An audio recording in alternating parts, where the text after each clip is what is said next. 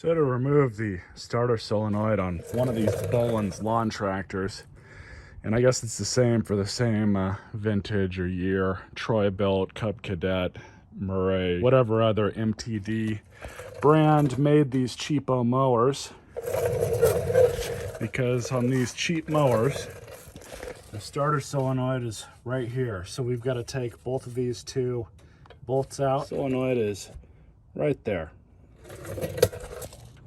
So those are both 3/8 bolts. Came out pretty easily. So, let's see if I can get in here. Yeah, so it shouldn't be too hard to undo everything here.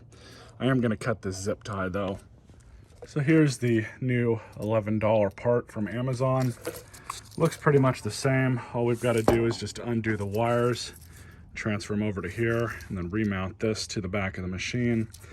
These solenoids are so cheap that it really doesn't hurt anything to replace them if you suspect you have a starting issue. There's no telling how long this machine's been sitting.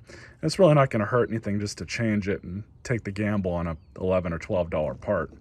But anyways, we're going to remove both of these leads, install them on this one just the same. So that's done. Both the leads are now installed. The other red wire is connected to the terminal down below. So all we need to do now is just resituate it and reinstall it back into the machine. We can't forget, we also have this little ground wire which goes back over here.